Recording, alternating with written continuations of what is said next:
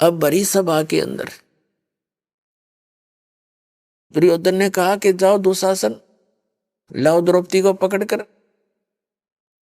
अब उसी समय एक बांदी ने जाकर, नौकरानी ने जाके द्रौपदी से कहा कि द्रौपदी बात बिगड़ गई। द्रौपदी ने कहा क्या बात होगी? कि आपको जुए में हरा दिया राजा ने और सब राजपाट हार गए हुए। और दुर्योधन ने कहा है कि उस द्रौपदी को लाओ पकड़ के, या नंगी करूंगा सबके सामने। तो द्रौपदी कहने लगी और कौन है वहां पर? कि पांचों तेरे पति बैठे हैं पांडव, और द्रोणाचार्य गुरुजी बैठे हैं, धृतराष्ट्र जी, वो विषम पितामह कर्ण और चाचा विदुर वही विराजमान है, 101 वो पांडव बैठे हैं। द्रौपदी बोली क्या कह रहा था दुर्योधन? वो कह रहा है कि द्रौपदी को लाओ पकड़ के, सभा में नंगी करूंगा उसको। द्रौपदी बोली तेरा दिमाग खराब हो रहा है, गुरुजी बैठे द्रोणाचार्य, भीष्म पितामह बैठे, चाचा विदुर है, हाँ? और कर्ण जैसे महापुरुष बैठे, ऐसा हो सकता है? तने गलत सुना है, अकना साची कहूं। उसी समय दुशासन पहुंच गया कि चल द्रौपदी, उसके बाल पकड़ लिए, पकड़ के बाल घसीट के लाया, सभा में खड़ी कर दी। पुण्यात्मा अंत कहते विनाश काले विपरीता बुद्धि, भरी सभा में ऐसा जुल्म करना चाहे उस। कहने लगा दुशासन इसको नंगी कर और मेरी जांग पे बैठा दे यहीं पर। अब द्रौपदी ने पहले दुशासन चला उसकी साड़ी उतारने के लिए, पहले तो देखा अपने पांचों पतियों की ओर, उन्होंने नीची गर्दन कर ली। फिर देखा उसने भीष्म पितामह द्रोणाचार्य कर्ण की ओर, उन्होंने भी कोई उसकी मदद नहीं करी। अब ये क्या हो रहा है? तो द्रौपदी जब देखा ना, पुण्यात्मा भगत जब तक संसार से मदद मांगता है परमात्मा दूर रहता है, और जब भक्त भगवान से ही आश्रित होता है, जब पता लग जाता है ये कुछ ना है बाकी के, एक का साथी है अपना, तब वो निकट आता है। कबीर साहब कहते बंदे से बंधा मिले, छूटे कौन उपाय, कर बंदगी निर्बंध की जो पल में लेच बचाए। बंदे तो बंदे मिले, वो तो हार चुके थे, वो बंद गए वसंत पांडव, और वो भीष्म पितामह द्रोणाचार्य और कर्ण ये बंद गए उसका अन्न खा के। दुर्योधन दुष्ट का अन्न खा के वहां रहा करते उसके बाग में, हुए नो उनकी बुद्धि मलिन होगी, कुछ नहीं बोल सके। तो उस समय विदुर एक भगत बीज बैठा था वहां पर। विदुर खड़ा हुआ और उसने कहा रे भले आदमियों कुछ तो विचार कर लो, तुम किसकी बेइज्जती करने जा रहे हो? अपनी बहू की। चाचे ताऊओं की बहू बेटियां कोई दो नहीं होती, कुछ बुद्धि से काम ले दुर्योधन, तेरी मत मारी गई। कहते हैं विदुर कहे ये बंधु थारा, एक का कुल एक का परिवारा। विदुर के मुख पर लगा थपेड़ा, तू तो है पांडवों का चेहरा, तू तो है बांदी का जाया। कहते हैं भीष्म द्रोण और कर्ण मुस्काया। अब जिस महाभारत न पढ़ के हम कल्याण मान्या करते थे, उसके आचरण देखो उनके हीरोज के। भीष्म पितामह है, द्रोणाचार्य और कर्ण, इन तीनों में से एक भी खड़ा होकर न्यू कह देता ना उस सभा में, खबरदार देश लड़की का हाथ लगाया न, कम तुमने शर्म नहीं आ रही? वो इतने सूरवीर थे, दुर्योधन को पता था यो एकला बतेरा तुमने सारा न गढ़ देगा, तो वो कोई उसका हाथ नहीं लगा सकते थे। लेकिन उस दुर्योधन के अन्न खाकर उसकी सेवा से शुश्रूषा से इतने बुद्धि भ्रष्ट हो गए, वह एक भी नहीं बोल रहा, नो खड़ा होगा तू कह के रहा क्या कर रहा है, और बल्कि विपरीत उसने प्रतिक्रिया की उन तीनों नालायकों ने। कहते हैं जब विदुर ने खड़ा होकर कहा कि तुम, विदुर कहे ये बंधु थारा, ये तुम्हारे भाई हैं, और एक का कुल एक का परिवार। कहते उस दुशासन ने अपने उस चाचा विदुर का थप्पड़ मारा और कहने लगा तू तो इनका चमचा है, इन पांडुआ का, इस इनने की ओर बोला है, तू तो बांदी से पैदा हुआ ना, इसलिए तेरी गुलाम वर्ती है, तू तो है बांदी का जाया।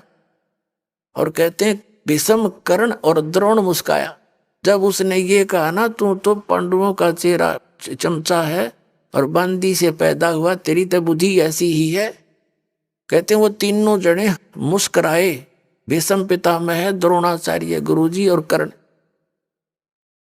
बता, और हम इनके इतिहास पढ़े, वहां से फिर इस बात पे चाचा का थप्पड़ मारा बेटे ने, उन्हें खड़ा या तो सभा छोड़ जानी चाहिए, ऐसी पंचायत में जहाँ ऐसी बकवास चल रही हो, नहीं तो बुद्धिमान व्यक्ति और नेक नीति के व्यक्ति ने सच्ची बात कहनी चाहिए।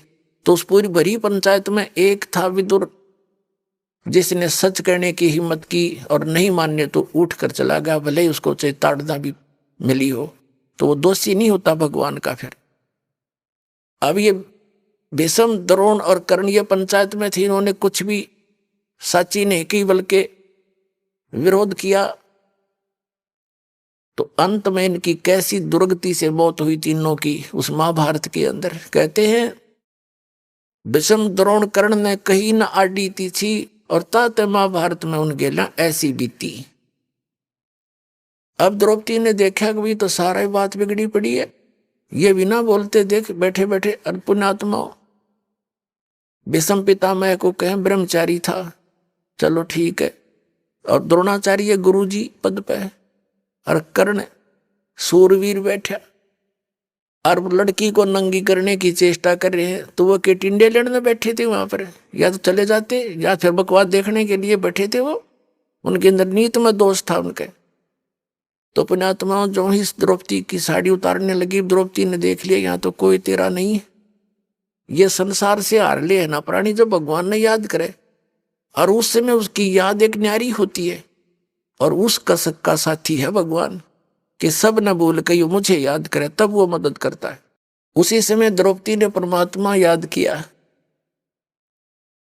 अब पहली तो बात है परमात्मा का हमने बेराय को नहीं कौन है, लेकिन हम फिर भी जब हृदय से पुकारते हैं उस परमपिता, तो पुकार वो ही सुने हमारी।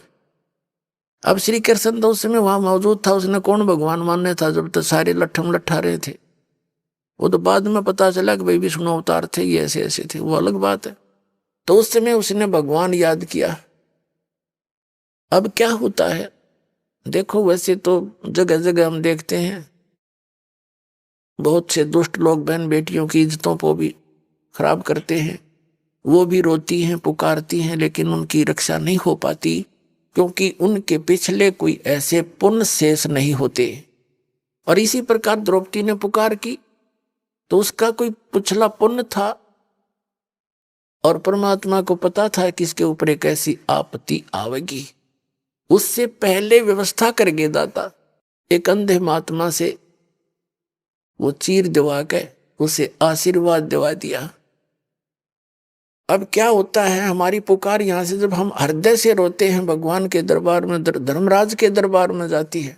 धर्मराज के दरबार में जब हमारी पुकार जाती है तो वहां जाते ही धर्मराज के दरबार में हमारी वो सीढ़ी चालू हो जाती है। अब धर्मराज देखता है कि इसके ऊपर कोई आपत्ति आई है, इसका कोई ऐसा प्रतिफल है, ऐसा पुण्य जिससे मैं इसकी रक्षा करा सकूं। तो वहां क्या देखा कि इसका तो इतना गजब का पुण्य है कि इसने कपड़ा दे रखा है एक महात्मा को, इसके बदले में तो कुछ भी दिया जा सकता है।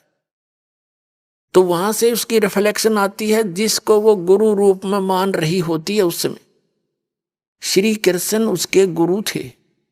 अब श्री कृष्ण तो अपनी रुक्मणी के साथ अपने महल में शतरंज खेल रहा था। भगवान शतरंज खेल लिया करें, अपनी पत्नी के साथ शतरंज खेल रहा था, और उस शतरंज में ऐसे डालते हैं पौ 12 कच्चे 12 पक्के 18, इस तरह बोलते हैं जब पासे डालते हैं। तो श्री कृष्ण ने न्यू पासे डाले, पासे डालते हाथ ऐसे हो गया अकड़ गए, और उसने कहा अनंत।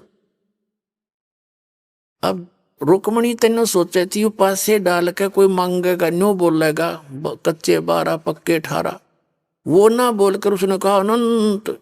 जैसे एकदम करंट सा आ गया उसके शरीर में। अब रुक्मणी हाथ पकड़ के हंसने लगी, नहीं बोली हार गया ना कि अनंत अनंत कर रहा है, बोल के बोलेगा। तब वो कहने लगी अनंत क्यों कहा तूने? रुक्मणी कर पकड़ा मुस्काई, हाथ पकड़ के हंसने लगी और अनंत कहा मोकू समझाई। यू अंत क्यों कहा, मुझे इसके बारे में बताइए। ये सूक्ष्म वेद के अंदर परमात्मा ने यथार्थ ज्ञान दिया। पुण्यात्मा, आप अभी तक तो आपने अध खपड़ा सा ज्ञान सुन रखा था बस। ये है कंप्लीट स्पिरिचुअल नॉलेज जो आपके स्वरूप रू हो रहा है। रुक्मणी कर पकड़ा मुस्काई, अनंत कहा मोको समझाई।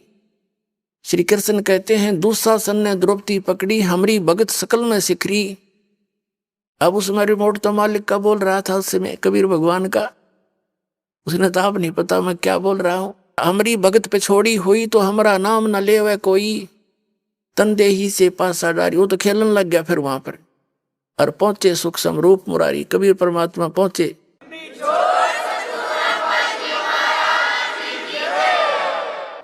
पहुंचे सूक्ष्म रूप मुरारी, खेचत खेचत खेच कसीसा, सिर पर बैठे हैं जगदीशा। ध्रुव सुता के चीर बढ़ाए, शंख शंखों पार नहीं पाए। अंधे को कोफीन दे रे भाई, ताते उसका चीर बढ़ाई। अब कुछ दिन उधर तो वो दुशासन थक लिया, ढेर लाग गया। कहते हैं दुशासन 10,000 हाथियों का ताकत रखता था और द्रौपदी कमल का फूल जैसी थी। परमात्मा की आड़ में जीव नो सुरक्षित रहा करे। वो थक के पसीना पसीना होकर ढेर लग गया चीर का और बैठ गया मुंह लटका के, इतना योद्धा। तब वो चीर काट दिया गया और द्रौपदी को कह दिया गया आप जाइए। कुछ दिनों के बाद फिर श्री कृष्ण आए वहां पर। तब श्री कृष्ण जी से पूछा कि हे भगवान, आपने मेरा कौन सा पुण्य मेरे आगे अड़ गया था जो मेरी इज्जत आपने ऐसी राख दी। भगत तो अपने गुरु ने कहा करे। तो परमात्मा ने उसकी दिव्य दृष्टि खोल दी श्री कृष्ण की अपने रिमोट से, उसको दिखाया को हो द्रौपदी, जो आज तुझे तेरी रक्षा जो की है भगवान ने, वो बताऊं कौन से पुण्य से की है। कहां बताइए कि एक समय तू स्नान करने जा गई थी, अपने पिता के घर पे थी कंवारी। उस समय एक साधु अंधा महात्मा जल में स्नान कर रहा था और उसकी कॉपी ने एक लंगोट था, वो गुम हो गया था, जल में बह गया था। आपने एक साड़ी का टुकड़ा पाड़ के दिया उसने। ये फिल्म चल पड़ती है ऐसी, जिनकी दिव्य दृष्टि थोड़ी बहुत काम करने लग जाती है। तो उस कपड़े के बदले में तेरा यो ढेर ला दिया भगवान ने। अब द्रौपदी कहती है भगवान, उस एक लीर के कारण मेरे हो गए चीर अपार। जब मैं पहले जान जाती तो सर्वस देती वार। ओए होए,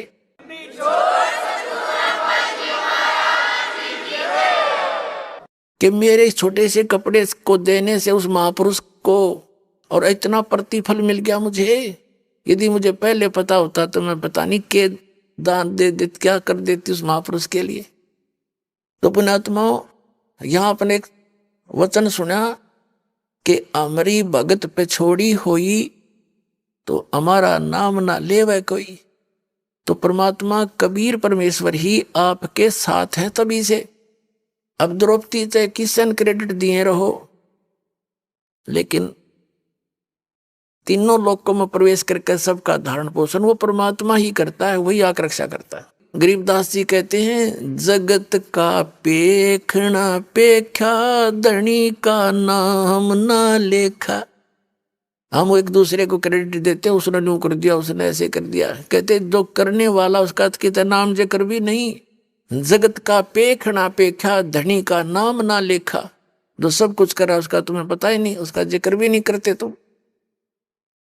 तो पुण्यात्माओं, ये परमेश्वर वो है जो हमारे पर आने वाली आपदाओं से बचाव के लिए पूर्व ही कुछ ऐसे क्रियाएं करा देता है। और फिर जब हम सीधे उससे जुड़ जाते हैं, जैसे अब तो सारी ये क्रिया वो होंगी जो आपके आने वाली आपदाओं को दूर करेगा दाता। अब तो शुरुआत होगी बिल्कुल खुल्लम खुल्ला। तो अब तो जो भी आप करोगे सीधी मदद होगी, पल पल पर मदद होगी। अब जो सच्चे मनते सच्चे दिलते समर्पित हो जाता भगवान पर, सभी अन्य क्रियाएं छोड़ देता है, ये तभी आपको स्वीकार करेंगे जब आप अन्य साधनाएं त्याग दोगे और एक परमात्मा पर आश्रित हो जाओगे। एक के साध्य सब सदै और सब साध्य सब जावे, माली सींचे मूल को फिर फले फूले अगावे। बुद्धिमान व्यक्ति पौधे की जड़ों को सींचता है और यदि उस पौधे को उल्टा करके टहनियों की तरफ कोई गाड़ कर उसकी सेवा करता है, सिंचाई करता है, तो वो मूर्ख है। वो शास्त्र विधि त्याग का मनमाना आचरण है। जैसे हम इस संसार रूपी वृक्ष की इन तीनों शाखाओं की पूजा करते थे, ब्रह्मा विष्णु महेश की, विशेषकर विष्णु और शिव की, तो ये तो सामने पौधे को उल्टा गाड़ लिया था। अब जड़ की पूजा करेंगे, कबीर भगवान है जड़, उसकी सिंचाई करेंगे तो ये भक्ति रूपी पेड़ बड़ा हो जाएगा, टहनियां का फल लगेंगे। ब्रह्मा विष्णु महेश ही आपके संस्कारों को देंगे, लेकिन ये देंगे तब जब आप उस मूल की पूजा करोगे। एक के साध्य सब सदै और सब साध्य सब जावे, माली सींचे मूल को फिर फले फूले अगा। अपनात्माओं परमात्मा कबीर जी आए थे, यही तत्व ज्ञान सुनाया करते थे। उनके इस तत्व ज्ञान को सुनकर ये जो दूसरे धर्म गुरु थे वो सभी चिंतित हो गए कि इसके ज्ञान ने यदि जनता ने स्वीकार कर लिया कबीर जी के ज्ञान को, तो तुम्हारी रोजी रोटी खत्म हो जाएगी। उन्होंने परमात्मा के विरोध में बहुत ज्यादा जनता को भड़का दिया और कहा ये जुलाहा झूठा है, इसकी बात तो मैं मत माना करो। उसके लिए बहुत सी यातनाएं भी परमात्मा को दी। एक सिकंदर लोधी नाम का दिल्ली का बादशाह था। पुण्यात्माओं, ये सत्यनारायण कथा आपको सुना रहा है दास कि ये वो परमात्मा है आपके सर्व दुखों को दूर करेगा, आपको पूर्ण मोक्ष देगा यदि आप दृढ़ होकर लगे रहोगे। आप कच्चेपन में रहोगे तो उतना ही लेट हो जाओगे। तो सिकंदर लोधी दिल्ली का राजा था, सम्राट था। उसके अंतर्गत अन्य छोटे मोटे नरेश उसके अधीन होते थे। जैसे काशी के अंदर वीर देव सिंह बघेल काशी नरेश था, और अन्य जितने भी भारतवर्ष उस समय इराक ईरान तक और गजनीब तक, अफगानिस्तान, पूर्वी और पश्चिमी पाकिस्तान, बलोचिस्तान, ये सभी भारत ही कहलाता था। इन सब का वो शासक था। उसको भयंकर रोग हो गया, ऐसा रोग जलन का हो गया। जलन का रोग इतना भयंकर होता है जैसे किसी के हाथ पे कोई उबलती हुई चाय गिर जा या पानी गिर जाता है, फिर वो कितनी पीड़ा होती है। और उससे तो फिर ऊपर फाले भी पड़ जाते हैं, बुरा हाल हो जाता, जख्म बन जाते। लेकिन जलन के रोग में फाले नहीं पड़ते, लेकिन पीड़ा उतनी ही रहती है, उसको कांस्टेंट रहती है। उसने दिल्ली का बादशाह होने के नाते सब जगह ट्रीटमेंट करवा लिया, कोई आराम नहीं हुआ। वेदों को कह दिया कि तुम मुंह मांगे पैसे दूंगा, मुझे स्वस्थ कर दो। अब राजा के लिए वैद्य तो वैसे सिर धड़कीबाजी लगा देता है, लेकिन ऑल इन वेन, सब निष्फल रहे। फिर जंतर मंत्र सब जगह करवाए, धार्मिक अनुष्ठान करवा के छक लिया, कोई राहत नहीं। फिर किसी ने बता दिया कि काशी के अंदर एक कबीर राम के महापुरुष आए हैं, यदि उनकी रजा हो जाए तो वो आपको ठीक कर सकते हैं, उनके तो आशीर्वाद से भी आप स्वस्थ हो सकते हो। अब मरता क्या नहीं करता, बनारस में पहुंच गया, काशी में। वीरदेव सिंह बघेल उनके अंतर्गत राजा था, नरेश था छोटा। उसने सारी व्यवस्था की खाने पीने की। अब सारी मेज के ऊपर काजू किस्मत सेब संतरे और दूध सब कुछ रखवा दिया और कहा राजन भोजन पाओ। सिकंदर कहता है कि वीर सिंह, मैं तेरी खातिरदारी से, तेरी यजमानी से घना खुश हूं, लेकिन मैं खा नहीं सकता, मेरा कुछ खाया नहीं जाता। मैं यहां एक काम आया हूं, एक संत है कोई कबीर नाम का, और सुना है वो मेरे रोग का नाश कर सकता है, क्या आप जानते हो उसे? वीरदेव सिंह बघेल पहले ही उनके शिष्य हो चुके थे उनकी लीला देख के, काशी नरेश। तो वीरदेव सिंह बघेल ने कहा कि राजन, आप अब ठीक ठिकाना आ गए हो, ये परम संत परमात्मा आए हुए, अपने आत्माओं ऐसे कहने से असर नहीं होता, जब स्वयं बीतले है ना, जब जच्चा सचमुच या तो सच्ची कह रहे थे। कहने का भाव ये है कि सिकंदर लोधी ने कहा कि उनको बुलाकर लाओ, मैं बहुत दुखी हूं। अब वीरदेव सिंह बघेल के सामने समस्या आ गई कि यो राजा दिल्ली का सम्राट और मैं इसका नौकर, यदि मना करूं तो बात बिगड़गी, और यदि बाई ऑर्डर अपने गुरुजी को बुलाऊं तो मेरा सारा भक्ति नाश हो गया। तब उसने कहा कि राजन, जो आपका आज्ञा होगी सिरोधार्य, लेकिन मैंने सुना है सत्संगों से कि संत को बुलाना नहीं चाहिए, हमें स्वयं जाना चाहिए, और यदि हम बाई ऑर्डर बुला भी लेंगे और उन्होंने रजा ना बख्शी तो आना ना जाना बराबर है। तो सिकंदर लोधी ने कहा, आप बिल्कुल सही कह रहे हो, चलो हम चलते हैं। जब 800 किलोमीटर आ गया दिल्ली से तो और चलते हैं। तो शाम का समय था। शाम के समय कबीर परमेश्वर जी स्वामी रामानंद जी के आश्रम में आते थे आरती के समय। सिकंदर लोधी और वीरदेव सिंह बघेल, काशी नरेश, ये दोनों राजा स्वामी रामानंद जी के आश्रम के सामने पहुंचे। वहां एक पहरेदार बैठा था, गेट कीपर, सेवादार। उसे कहा कि वीर सिंह ने पहले ही आगाह कर दिया कि महाराज जी से आज्ञा लेकर आओ कि दिल्ली के बादशाह सिकंदर लोधी आए हैं और कबीर जी से मिलना चाहते हैं। तो पर उस जो गेट पर रहता था सेवादार, उसने कहा, कबीर साहब अभी आए नहीं है।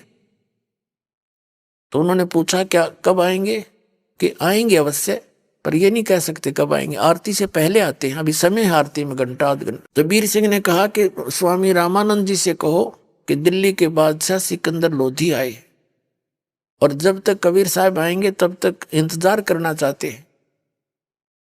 अब द्वारपाल ने जाकर कहा कि महाराज जी, ऐसे ऐसे दिल्ली के बादशाह सिकंदर लोधी आए हैं और आपके यहाँ आश्रम में कुछ देर बैठना चाहते हैं, जब तक कबीर साहब आए उसका इंतजार करना चाहते हैं। स्वामी रामानंद जी थे, वो पहले तो सभी अन्य कास्ट वालों से, जैसे जुलाहों से, चमारों से, अन्य सभी से वो अपने को दूर रखता था, उनको छूने नहीं देता था, उनको दीक्षा भी नहीं देता था, आश्रम में भी आना अलाउड नहीं था। कबीर परमात्मा ने उसकी वह फड़क निकाल दी थी। उसके बाद वो अन्य जाति वालों हिंदुओं को तो दीक्षा देने लग गया था, लेकिन मुसलमानों से नफरत फिर भी करता था। अब परमात्मा कबीर जी एक तीर से कई शिकार करते हैं। उधर से रामानंद जी को भी अभी 50% भगत बना था, वो उसको भी भगत बनाना था। और सिकंदर लोधी यदि सीधा जाकर परमात्मा मिल लेते, और वो क्योंकि उसके हृदय में जगह थी नहीं, होते कहे जे डॉक्टर आया था उसके पास, झाड़ा ला देगा, मैं चाल पड़ूंगा। और वो चाहते थे कि इसमें भक्ति प्रवेश करूं, और भक्ति प्रवेश उसके अंदर होती हो जो कति आधीन हो जाता है। सिकंदर लोधी को आधीन बनाना था। अब उस सेवादार ने जाके कहा स्वामी रामानंद जी से कि ऐसे ऐसे एक सिकंदर लोधी दिल्ली के सम्राट मुसलमान बादशाह आए हैं, आपके आश्रम में कुछ दिन रुकना चाहते हैं, कुछ देर। रामानंद जी ने कहा कि उसको कहो बाहर बैठ जाए, इन मलेच्छों के लिए इस आश्रम में जगह नहीं है, मुसलमानों के लिए। अब उस आवाज को सिकंदर लोधी भी सुना था, क्योंकि साथ ही कोने में साइड में महात्मा का वहां आसन था। बाहर आंगन में कुटिया से बाहर सिकंदर लोधी का उसी समय तन मन में आग लग गई कि यो किसा महात्मा शर्फरा क्या बोल रहा है ये। और उधर से आकर सेवादार ने कहा, जी आपकी मनाही होगी क्योंकि आप मुसलमान हैं, इस आश्रम में आना अलाउड नहीं है, आप बाहर ही बैठो। अब दिल्ली का सम्राट और जिसने ये वचन सुन जा तो वो तो अपने जीवित मौत समझता है, निकाल के तलवार और अंदर घुस गया। हिब कौन रोका उसने? रामानंद सामने बैठे थे और जाते उसकी गर्दन काट दी महात्मा की सिकंदर लोधी ने। अब यू गुस्से में इंसान गलती तो कर देता, ये मन करवा देता, आत्मा फिर रोती है बाद में। जब वहां ये करके गलती वापस चलन लगा, कहा वीर सिंह चल वापस, मेरे भाग में यो संकट निवारण था नहीं, एक पाप और कर लिया मैंने। अब करके गलती खूब पछता लेता या आत्मा मन गलती करवा देता अभिमानवश या कोई सरकमस्टांस बना के। अब वीर सिंह के बोले वापस चल पड़े। वो जो ही आश्रम से बाहर निकले सामने कबीर परमात्मा आ रहे थे। सिकंदर उस वीर सिंह ने कहा कि महाराज जी तो ये आगे। अब वीर सिंह जी तो उनके शिष्य थे, दंडवत प्रणाम किया। अब सिकंदर लोधी ने पता था कि परम संत बतावे सिद्धि वाला, अरे तन्ने डबल गलती कर दी, तन्ने जो है ना उसके गुरु जी को मार दिया और प्रणाम ना करेगा तो तेने पता नहीं के श्राप दे देगा। डरते न उसने भी प्रणाम करी। अब दोनों ने जब प्रणाम किया तो कबीर साहब ने दोनों के सिर पे हाथ रखा और कहा, ए बादशाह मुझ गरीब के पास किस वास्ते आए? ऐसे सिर पे हाथ रखा तो सिकंदर लोधी का जो रोग था उसी समय एक शांत हो गया, जैसे जलते पर बर्फ डाल दिया करे।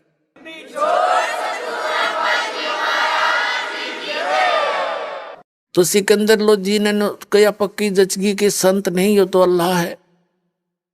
चरण पकड़ दिए, रोए रोए। तो परमात्मा ने कहा उठो राजन। सिकंदर लोधी कहने लगे भगवान मुझे माफ कर दो, अल्लाह की जात मुझे माफ कर दो। तो परमात्मा ने कबीर जी ने कहा कि क्या बात है, माफ कर दिया? उठो कि नहीं, मैंने बहुत घोर अपराध कर दिया, क्षमा करो मुझे। परमात्मा ने कहा कबीर जी ने कि कुछ भी तेरा दोष है, अपराध है, सभी अक्षमा कर दिया। वो तो जानी जान थे, उठो बैठो एक बार, रोना। तब उन्हें रोते रोते बताया कि मैं आया था इस वास्ते और स्वामी जी ने ऐसे ऐसे वचन बोल दिए, मैं सहन नहीं कर सका, या मेरी दुर्मति थी और मैंने आपके गुरु जी की हत्या कर दी, मुझसे गलती बन गई। परमात्मा ने कहा कि तेरी गलती नहीं है, इनका संस्कार ही ऐसा था, आपके हाथों ही इसकी मृत्यु थी। ये तो लेख लिखे हुए थे, इसमें कौन रोक सकता है, आप चिंता मत करो। अब सिकंदर लोधी ने सोचा, रे तेरा गजब भैया, गुरु जी की मौत हत्या कर रखी, इतना शांत बोल रहा है तो सचमुच भगवान है।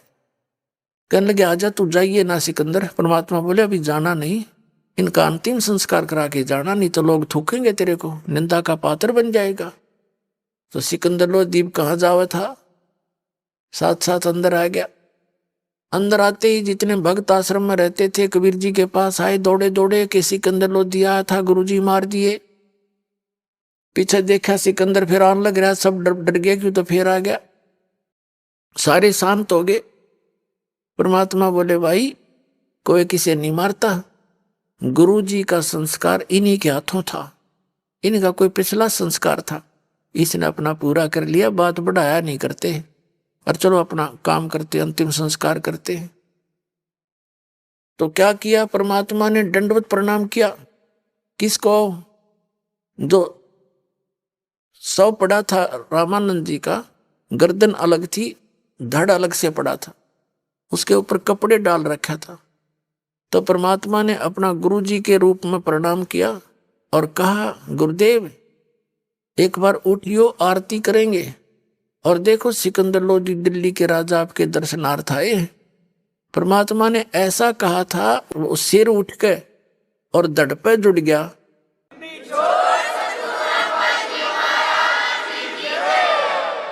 अब जब सामने एकदम से रामानंद जी उठे, सामने देखा फिर सिकंदर को, फिर लाल ने आंखें लाल करी। तब परमात्मा कबीर जी ने बात दिशा बदल दी उस बात की, कहा कि स्वामी जी आप तो महापुरुष हो, आप तो दयालु हो, और महापुरुष ईर्षा नहीं किया करते, राग द्वेष नहीं रखते, वही महापुरुष होते हैं।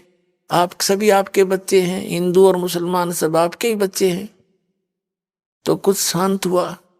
फिर उसने नीचे देखा, उसने देखा कि मेरी तो मृत्यु हो गई थी और उसके शरीर से आधे हिस्से से दूध की धारा निकली थी, सिर कटा जब, और एक धारा निकली थी खून की, रक्त की। तब उस स्वामी रामानंद जी ने परमेश्वर कबीर जी से पूछा कि हे परमात्मा, एक बात बताओ, मेरा सिर कटा और इसमें से रक्त की धारा भी निकली, दूध की, इसका कारण बताओ। तो परमात्मा ने कहा कि स्वामी जी, पहले आप अपने आप को ब्राह्मण होने के नाते घना श्रेष्ठ मानते थे, तो आप 100% रॉन्ग थे, 100 के 100 गलत थे, आप बेसिक महात्मा बने फिरो थे। और फिर आपने हिंदू समाज के अन्य सभी वर्ग के, वर्ण के व्यक्तियों को स्वीकार कर लिया, आप 50% शुद्ध हो गए। अब अभी भी आप मुसलमानों को अलग मानते हो, ये भी तो उसी परमात्मा के बच्चे हैं, आप ही के बच्चे। संत में इतना दोष होना चाहिए, इसलिए आप 50% शुद्ध हुए, 50% नहीं हुए। और जब तक शुद्ध नहीं होगे भक्ति मोक्ष मिले नहीं। अब वो तो मोक्ष के लिए ही मर रहा था बेचारा, 16 साल की उम्र से गोड्डे रगड़ रहा था। और फिर ये ज्ञान जब सुना तो खड़ा होकर उस वृद्ध व्यक्ति ने सिकंदर लोदी बादशाह को सीने से लगा लिया कि बेटा मेरे से गलती बन गई।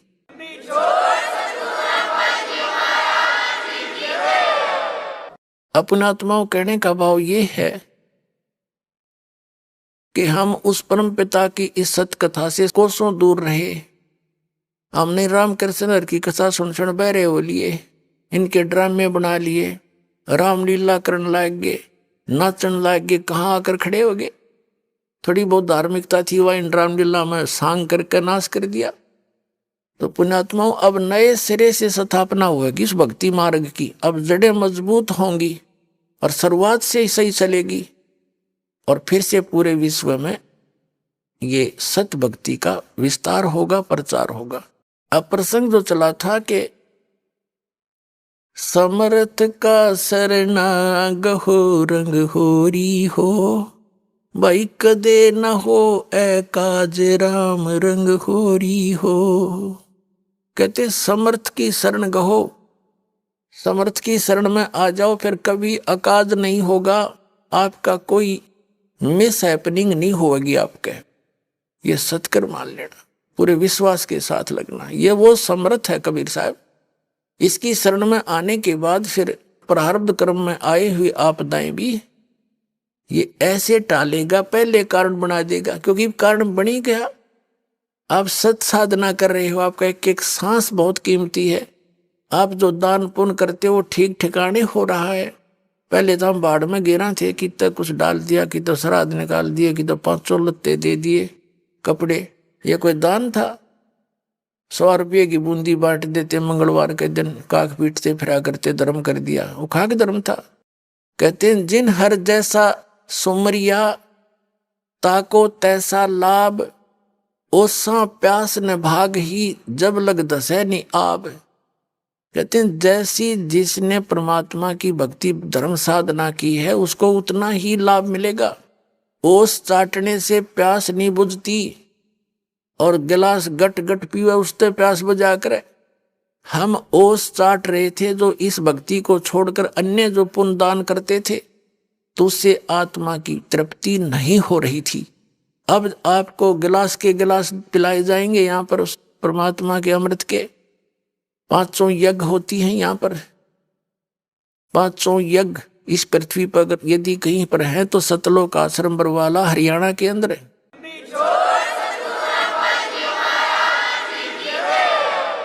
एक यज्ञ है धर्म की, दूसरी यज्ञ है ध्यान, और तीसरी यज्ञ हवन की, चौथी यज्ञ परिणाम, और 5वीं यज्ञ है तत्व ज्ञान। तो 500 यज्ञ आपकी यहां पूर्ण होती हैं। एक तो धर्म यज्ञ, जैसे आप यहां आते हैं, क्योंकि यहां कोई भोजन के लिए नहीं आते बच्चे, बहन बेटियां भाई, परमात्मा के लिए आते हैं। और भोजन तो शरीर की आवश्यकता है, ये तो आवश्यक है। तो यहां जो किया गया दान आपका मर्यादावत दान है। और फिर इस दान से फिर हर तरह की यहाँ पर कोई प्रचार में उसी का अंश लगता है, भोजन भंडारे में लगता है, ये रजाई कंबल मंगाने के लिए लगता है, शेड झोपड़ी डाली इसके लिए लगता है। तो ये सब तरह का आपका सामूहिक लाभ आपको प्राप्त हो रहा है। ये तो धर्म यज्ञ। एक अनजान व्यक्ति आ गया और उसके साथ एक और था, दो जने, वो दोनों अनजान आ गए आश्रम में।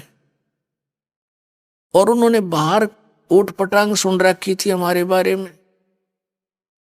तो उनमें से एक ने बोला, यहाँ खाना खुना खाया, उसने सारी व्यवस्था देखी।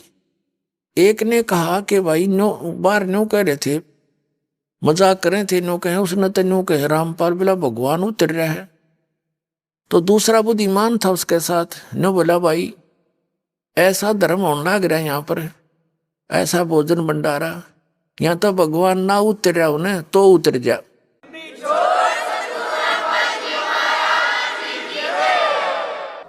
और उसने क्या उदाहरण दिया कि पहले पुराने समय में हमने देखा एक 10 मन 2 मन चावल बनाया करते धर्म के नाम पे, और वर्षा हो जाया करती, मीठे चावल बना के खाया करते गांव में हैं। और यहाँ तो भाई कमाल हो रहा है, ये तो भंडारा के कुछ आज तक हमने देखा है नहीं सा, जो मांगे वही वस्तु उपलब्ध है, छक छक खाओ, कोई वो खाओ, कोई पूछताछ नहीं। तो भाई ये काम भगवान बिना नहीं हुआ करते। तो पुण्यात्मा सत्कर्म मान लेना, जो धर्म और जो व्यवस्था यहाँ पर हो रही है ये विश्व में नहीं है। और ये कबीर भगवान बिना नहीं हो सकती, वो कबीर परमात्मा कर रहे हैं, हम तो दास है उनके, हमें तो निमित्त बना के बैठा रखा आपके लिए। लेकिन सारा कुछ वो परमात्मा आप अपने बच्चों के लिए कर रहा है। पूरा विश्व उसके बच्चे हैं, पूरे विश्व कीड़ी से लेकर हाथी सब जूनी में जितने कष्ट पा रहे हैं सबके लिए चिंतित है। अब ऐसा मुहिम चली है या ये फिक्स टाइम है परमात्मा का। अब जैसे जगह जगह मोबाइलों में परमात्मा की वाणी आरती मंत्र चल रहे हैं, कोई खेतों में कर रहा है, कोई मजदूरी कर रहा है, कोई दुकान पर, कोई अपने नौकरी पर, तो सब जगह ये वाणी परमात्मा की चलती है, आरती होती है। तो पड़ोसियों को भी लाभ होता है इसका। अब जैसे कोई घर में हलवा बनावे, हलवा पड़ोसी को खाने को, साथ वाले मकान को, खाने वाले को नहीं मिलता, तो महक तो बढ़िया मिला है उसने। तो एक कोई गोबर गिर रहा उसके अंदर, उसकी बदबू पड़ोसिया ने विशेष दर अपने आप को भी हानि करे। तो इसी प्रकार पुण्यात्माओं ये परमात्मा की जो महिमा है, ये परमात्मा की जो महिमा दूर तक असर करे है। ये चींटी, हाथी, इन सब जीव जंतुओं पर भी इसका प्रभाव होता है। इनके जो पाप हैं वो नरम हो रहे हैं, कम हो रहे हैं। जैसे एक पड़ोसी ला रहा रागनी और फिल्मी गाने चलावे हैं और कोई ऐतराज नहीं किसी ने। एक भक्त कह रहा था जी मैंने थोड़ी सी आरती ऊंची कर दी, 10 उलाने देन आ गए, इन्होंने बोले अपने भीतर भीतर चलाया करो, अंदर अंदर कान ना फोड़ो हमारे। बता, गाने चला रहा था एक, नो बोला थोड़ी आवाज करिए तेज, मैंने सुनती कोई ना। वह गाने की तो आवाज तेज करावे, आरती की मंदी करावे, कोई बात नहीं, फिर भी इसका असर होता है। अब जैसे किसी को सर्प डस जाता था, पहले आध्यात्मिक तरीके से इलाज किया जाता था। इलाज करने वाले को गारडू बोला करते थे, सपेरा। वो एक मंत्र सिद्ध कर लेता था भगवान की वाणी का, और उस मंत्र को उस मूर्छित सर्प दसे हुए व्यक्ति पर, बेहोश पर बोलता रहता था, बार बार बोलता रहता था। उस मंत्र को ना तो वो बोलने वाला जिस पर बोला जा रहा है वो सुन रहा है, वो तो अचेत पड़ा है, लेकिन उस मंत्र ने उसके विष को उतार दिया और वो सचेत हो गया, जीवित हो गया। ऐसे ही ये सभी जितने जीव जंतु हैं इनके ऊपर पाप कर्म इतने जबरदस्त है, और आप अन्य मनुष्य भी, तो वो अचेत पड़ी है उनकी आत्मा। इस परमात्मा की वाणी को बेशक वो ना सुन सकते, ना समझ सकते, और ना भी चाहते और ये चल रही है तो उनके बहुत से पापों को ये खत्म करेगी वाणी, और फिर ये सचेत हो जाएगी आत्मा, फिर एक दिन भूख लगेगी उसको भी भगवान की। तो ये इस प्रकार प्रचार कर रखा भगवान ने। तो इस प्रकार सभी जीव जंतु जो इस परमात्मा की वाणी की रेंज में आएंगे उनको भी धीरे धीरे मनुष्य जीवन मिलना शुरू हो जाएगा अभी, और उनका भी कल्याण होगा। पूरे विश्व में ये परमात्मा की महिमा जाएगी और सबका कल्याण होगा।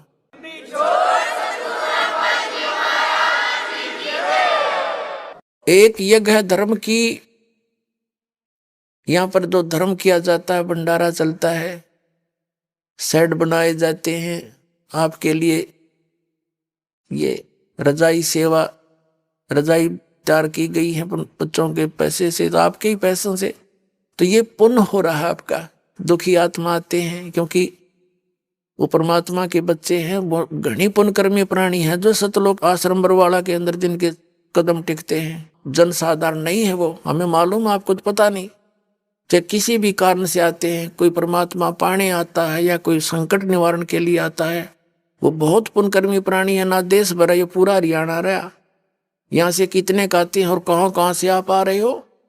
आप उस परमात्मा के लाडले बच्चे हो और ये भी उसी के बच्चे हैं, लेकिन ये अभी अचेत हैं। यहाँ ये परमात्मा की वाणी टीवियों के माध्यम से, अपने मोबाइलों के माध्यम से चल रही है, तो ये भी सचेत हो जाएंगे एक दिन, इनको भी आना पड़ेगा यहाँ पर। सभी को जरूरत है भगवान की। और एक यज्ञ है धर्म की, दूसरी यज्ञ है ध्यान। ध्यान कोई ये हठ योग नहीं है संतों का, सहज समाधि है। जैसे आप सत्संग में आने की नियत करते हो, काल ने 36 पंगे पा रखे आपकी जान ने, किसी की तो सासू लड़े, किसी का ससुरा धमकावे, किसी का बेटा करड़ा हो जा कि जाओगे तीसरे दिन झोला उठा के, कोई बेटा चाहता तो पिताजी आंट लगावे, कह माँ धमकावे। तो उसके लिए आप पहले ही कई दिन पहले ऐसा माहौल बनाने की चेष्टा करते हो, घना तक काम करोगे, सारे काम न करके न सोचो चलते समय कोई ना कर दे, तो वो जो कुछ भी आपका चिंतन है वो ध्यान है, वो परमात्मा के शुभ संस्कारों में आपका लिखा जाएगा। और एक फिर यहाँ आते हो तो मालिक के सिवा दूसरी बात नहीं। ठीक है, कोई रिश्तेदार मिलता है तो 2 मिनट राम रमी होती है, उसके बाद फिर परमात्मा की चर्चा है, कोई दुख बता रहा है, कोई सुख बता रहा है, तो ये सब ध्यान में ही आती है परमात्मा की चर्चा में। तो उसका ध्यान रहता है, यहाँ आने के बाद और सारी टेंशन दूर हो जाती हैं और यहाँ परमात्मा का जिक्र चलता है। तो दिस इज मेडिटेशन। मेडिटेशन क्या होता है? सहज समाधि है। ये हठ योग नोट मेडिटेशन, ये तो बकवाद है संतों के मार्ग में। इससे तो सिद्धि विद्धि आ जाती है और उससे फिर अपना जीवन नाश होता है। अब जैसे किसी को कोई टेंशन हो जाती है और रह रह कर उसका दिमाग वहीं जाकर टिक जाता है, तो वो मेडिटेशन कर रहा है, उसका वो मेडिटेशन हो रहा है, उसका वो सहज समाधि है। तो इसी प्रकार जब परमात्मा में आपका ऐसे बुद्धि टिकेगी, रह रहकर वहीं आकर सेट होने लग जाएगी, तो वो आपका मेडिटेशन है, वो है ध्यान यज्ञ। तो परमात्मा की लीलाओं से परिचित, फिर यहाँ के दुखों से परिचित प्राणी फिर रह रहकर मालिक को याद करेगा, रह रहकर उसकी कसक उठेंगी, तो वो ध्यान है। फिर तीसरी यज्ञ है हवन की। यहाँ पर जितने भी पाठ रखे जाते हैं, प्रत्येक की अलग से ज्योति जलाई जाती है। इस वजह से 500 पाठ हो गए एक महीने में, तो 500 किलो घी यानी 5 क्विंटल घी का हवन किया जाता है। हवन की विधि सिंपलेस्ट है और यही है अंतिम। वेदों में भी ज्योति यज्ञ का ही प्रमाण है। एक रुई की छोटी सी ज्योति बनाते हैं, उसको जला देते हैं, उसमें 2.5-3 किलो घी डाल दिया जाता है। 3 दिन में इतने सी रुई से 2.5-3 किलो घी सवा हो जाता है। ऐसे ही 5, 7, 10, 20 वो लगा करके हम 5 क्विंटल घी को हवन कर देते हैं। उसमें कार्बन डाइऑक्साइड तो ही मेरे ख्याल में 20 ग्राम रुई जलने की, और जो ये हवन हो गया 5 क्विंटल घी का। तो और पहले लकड़ियों पर करते थे ये दूसरे जो वैदिक लोग लकड़ियों का बठ बाले और फिर उस पर 4 चम्मच घी की गेरे और 1 किलो लकड़ी फूक दे। बता क्या होना वो, कार्बन डाइऑक्साइड बराबर होगी बात है। तो ये सिंपलेस्ट वे बताया था परमात्मा ने, और सबके घरों में होया करती है। हमने खूब देखा चलाती तो आली सुखी करके बुढ़िया हमारी दादी, पर जोत जरूर जगाया करती शाम ने।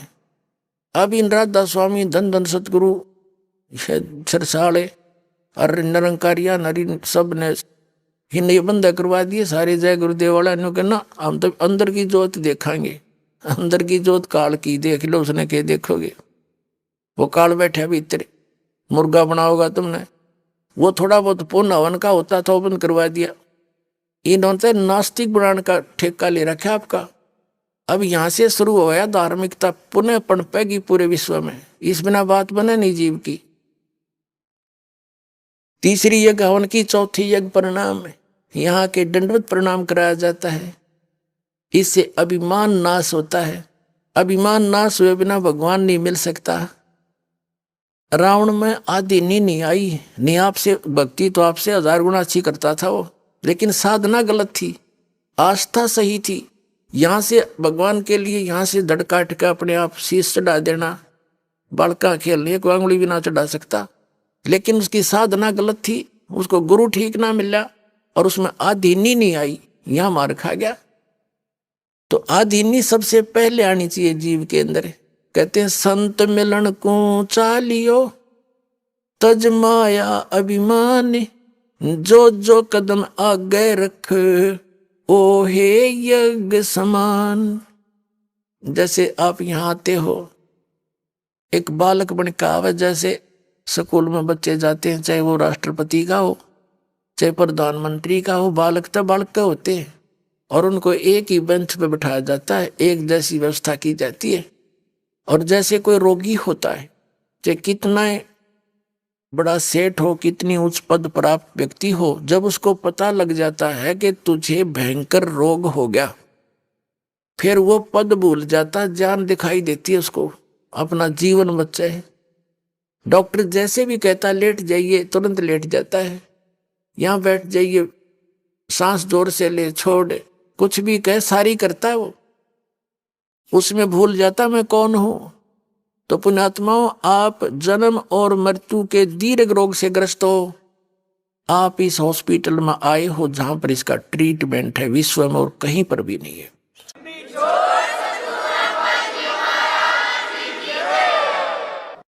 तो इसके लिए आप जी ऐसे आइएगा तो लाभ होगा। संत मिलन को चालियो तुझ माया अभिमान, जो जो कदम आगे रख सो सो यज्ञ समान।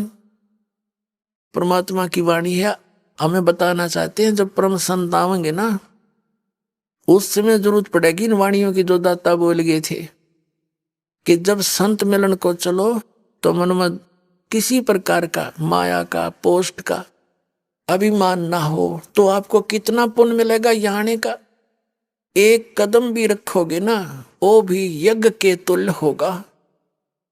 एक धर्म यज्ञ करने के लिए कितना खर्चा करते थे वो लोग, राजा लोग। वैदिक विधि से कहते 100 मन देसी घी, 100 मन देसी घी प्रयोग किया जाता था एक यज्ञ संपूर्ण करने में, जिसमें भंडारा भी होता था और हवन होती थी, बस इतना ही काम था। आइए अब हम उन श्रद्धालुओं के अनुभव जानते हैं जो जगत गुरु तत्वदर्शी संत रामपाल जी महाराज जी से दीक्षा प्राप्त कर चुके हैं तथा उनके द्वारा बताए गए भक्ति मार्ग पर चल रहे हैं। नमस्कार सर। नमस्कार जी। सर क्या नाम है आपका? मेरा नाम रविशंकर प्रसाद। रविशंकर प्रसाद जी, आप कहाँ से हैं?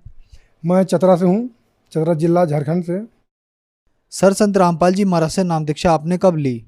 मैं 7/9/2018 में लिया। संत रामपाल जी महाराज से नाम दीक्षा लेने से पहले आप क्या भक्ति साधनाएं करते थे? जो भी हमारे पूर्वज करते हुए आए थे, माय मसानी का या भूत भूतंगड़ का, देवी देवता का, वही भक्ति हम भी करते थे सर। तो फिर क्या कारण बना कि आपने इतनी दूर संत रामपाल जी महाराज से नाम दीक्षा ली? सर जितने भी हम पूजा पाठ किए सर, कोई लाभ नहीं मिला। इसलिए दुखी दुख, संकट ही संकट आते रहा सर। और हमें घर में इतना परेशानी कि कहना नहीं है, भूत बाधा, प्रेत बाधा, बीमारी की। मैंने हमको आना पड़ा इसलिए सर कि देखे कि अब कहीं हमें लगता है कि ठीक हम ना हो पाएंगे, यहाँ भगवान कोई है ही नहीं, सारे देवी देवता को भगवान की पूजा करते हुए आ रहे हैं, फिर भी इतना दुखी क्यों हैं। तो हमें ज्ञान गंगा पुस्तक 2015 में कुंदा में भगत जी लोग आए हुए थे। उसके बाद हम लिया, कभी संकट आवे तो उस ज्ञान गंगा पुस्तक में हमने उलट के देखा तो कभी पढ़ा कि ये उजड़ा हुआ परिवार के भी संत रामपाल जी महाराज बसा देते हैं, सारे भूत को सबको हटा देते हैं, सारी बीमारी को दूर कर देते हैं। 11,000 वोल्टेज से लगा हुआ को छुड़वा दिए। हमने पढ़ा, किडनी जिनका फेल है उनका भी ठीक किए, कैंसर जिनका है उनका भी ठीक किए। तो हमें आस्था सर इन्हीं में कभी इधर लगे डॉक्टर की तरह, भूत भूतंकर की तरह, कभी सर हम ज्ञान गंगा पुस्तक गुरुदेव जी का पढ़ना शुरू किए। सर जैसे कि आपने बताया कि आपने संत रामपाल जी महाराज जी की पुस्तक ज्ञान गंगा पढ़ी, उसमें जो अनुभव लिखे थे, जैसे किसी कोई किडनी खराब हो गई है, बहुत सारी समस्याएं जो श्रद्धालुओं को ठीक हुई, वहां से आपको भी आस्था जगी कि मैं भी यहाँ से ठीक हो सकता हूँ। तो आपको क्या परेशानियां थी? मेरा परेशानी, हमारे घर में इतना परेशानी थी कि कहना नहीं है। कभी हमें समझ में नहीं आता था कि इतना हम पैसे कमाते हैं, बिजनेस करते हैं, फिर भी बीमारी की हालत में भी पैसा निकल जाए, कि भूत के साथ सभी घर में अरे हमको पड़ जाए, कभी हमारी पत्नी के पड़ जाए। दिखाते दिखाते परेशान है, इलाज करते करते परेशान है। तो इससे हमको समझ में आया कि हाँ, अब हमें लगता है कि जान बचना भी मुश्किल है। तब परमात्मा संत रामपाल जी महाराज के शरण में हमको आना पड़ा, और जब से हम इनके शरण में आए तो सारा संकट से हम निवारण हुए। तो क्या लाभ मिले आपको संत रामपाल जी महाराज से नाम दीक्षा लेने के बाद? जैसे कि आपने बताया आपको बहुत सारी परेशानियां थी, बहुत सारी दिक्कतें थी। लाभ हमको इतना मिला सर कि कह नहीं सकते हैं। इतना लाभ मिला कि हमने जितने भी बिजनेस करते थे, हमारा 1.5 लाख कर्जा हो गया था। परिवार की पत्नी की जब तबीयत खराब जब हुआ तो दिखाते दिखाते सब जगह हम हार गए। अंत में डॉक्टर बोल दिए कि देखिए अब भगवान पर भरोसा करो, हम तो इलाज अब करिए दिए हैं, अब देखो।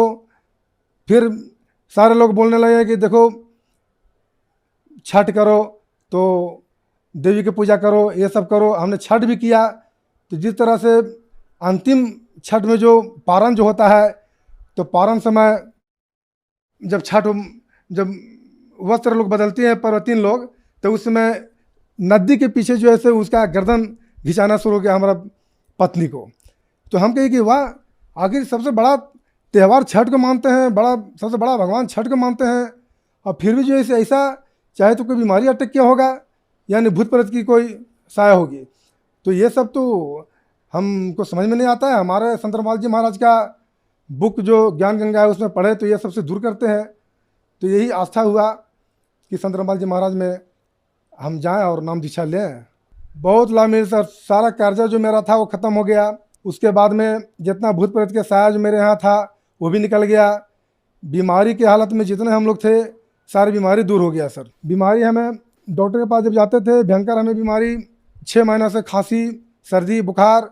डॉक्टर यही बोलते थे कि टीबी पकड़ लिया है। कुंदा मेरा एक हॉस्पिटल है, वहाँ के डॉक्टर बोल दिए कि प्रतापपुर चले जाओ। प्रतापपुर से चतरा रेफर कर दिए डॉक्टर। चतरा में भी डॉक्टर साहब बोले कि देखो एक्सरा कराना होगा, खून जांच करवाना होगा, क्योंकि तुमको टीबी पकड़ लिया है। हम मन में यही सोचता रहा कि हे मालिक, आप जो ऐसे सारे बीमारी को दूर जब कर देते हो, तो हमें अगर ये बीमारी कैसे आ गया। तुरंत जो है दंड प्रणाम करके और गए, और उसके बाद जब जांच हुआ, जांच में कोई बीमारी नहीं निकला। 2000 ईस्वी से हमको माथा में चक्कर आता था, बेहोश हो जाते थे। डॉक्टर के पास जब जाते थे तो डॉक्टर गया, डॉक्टर एन राय नाम है डॉक्टर साहब का, वो बोले कि ज़िंदगी भर आपको दवा खाना पड़ेगा। हमने सोचा कि ज़िंदगी भर दवा हम कमा रहे हैं, बच्चे लोग को खिला रहे हैं, और घर में परेशानी है, दवा कैसे हम चला पाएंगे। उसके बाद 2018 तक हमने दवा खाया। जब परमात्मा के शरण में, संत रामपाल जी महाराज शरण में जब आए, तो उस दिन से दवा खाना हम छोड़ दिया। आज 2023 चढ़ चुका है, एक भी दवा मैंने नहीं खाया। एक बार हमें कोरोना की लहर में 2021 में बहुत भयंकर हमको तबीयत खराब हुआ। घर के बच्चे लोग, पत्नी भगा गई कि क्या होगा, सबको कहने लगे कि देखो LIC 1-2 है, उस पर ध्यान देना थोड़ा सा। अब हमको उम्मीद कम है। 12 बजे रात्रि में खाट पर सोए हुए थे। 10 साल के बच्चा मेरा है, उसका नाम रोहित कुमार है, वो साथ में सोए हुए था। तो 12 बजे रात्रि में रोहित जब आँख खोल के देखा ऊपर, तो हमारे संत रामपाल जी महाराज को हमें आशीर्वाद देते हुए वो देखा। सामने एकदम खाटी के नज़दीक खड़ा परमात्मा है, आशीर्वाद देते हुए देखा। उसके बाद बच्चा को आँख तो मुंदा गया। उसके बाद कुछ देर के बाद फिर वो देखता है, हिम्मत करके खोल के, तो फिर देखता है कि संत रामपाल जी महाराज ही हैं। हम तो बेहोश ही हैं, हम क्या जानने गए। फिर हमें सवेरे पता चला, हम जाके जहाँ भक्ति करते हैं, पूजा पाठ की, जब परमात्मा का जो स्थान है वहाँ दंडवत प्रणाम किए। उस दिन से सर हमें बीमारी का कहाँ चला गया कोई पता नहीं, फिर लौट कर उन्हें आया और हम स्वस्थ हो गए। मेरी स्थिति, खाना भी नहीं खाते थे, एक रोटी अगर खाते तो थोड़ा उल्टी जैसा लगता, और कभी कुछ फल भी खाते तो उल्टी जैसा लगता। मैंने पाचन शक्ति जरा भी नहीं लगती, भूखे नहीं लग रहा है। लेकिन जब परमात्मा के दर्शन जब और बच्चा जब किया, और हम तो बेहोशे थे, उसके बाद में हमारा सारा संकट दूर हो गया। उसके बाद हमने भरपेट खाना खाना शुरू कर दिया और सारा बीमारी हमें दूर हो गया, स्वस्थ हो गए। सर, जैसे कि संत रामपाल जी महाराज से जो भी श्रद्धालु नाम दीक्षा लेते हैं उनका नशा छूट जाता है, तो क्या आपके साथ भी कुछ ऐसे अनुभव है? आप भी नशा करते थे, आपका भी नशा छूटा? जी सर, मैं भी नशा करता था। घर में तो कोई हमें जानते नहीं थे, माता पिता कि ये भी नशा करता है, लेकिन साथी संगत में शराब भी, इंग्लिश शराब भी पीना शुरू कर दिया था और मांस भी खाना शुरू कर दिया था, बहुत ज़्यादा। सुबह निकलते तो 10 बजे आते, और रात्रि शाम में निकलते तो 12 बजे या 11 बजे आते।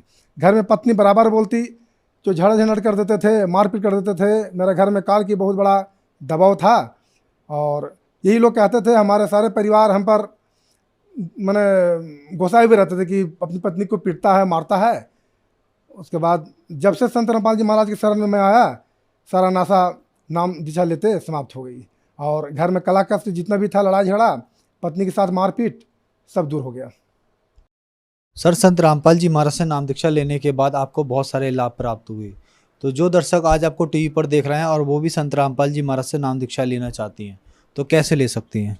मैं उनको प्रार्थना करना चाहता हूँ कि ये संत रामपाल जी महाराज कबीर साहब के ही अवतार आए हुए हैं, कलयुग में इनसे नाम दीक्षा लेकर अपना कल्याण करवावें। संत रामपाल जी महाराज का सत्संग आता है तो सत्संग में सत्संग सुने, और वो नंबर के द्वारा फ़ोन करें। और हर जगह आश्रम खुला हुआ है हमारे देश में, स्टेट में, जिला में, उनसे संपर्क करें, उसके बाद नाम दीक्षा लें। धन्यवाद सर। सर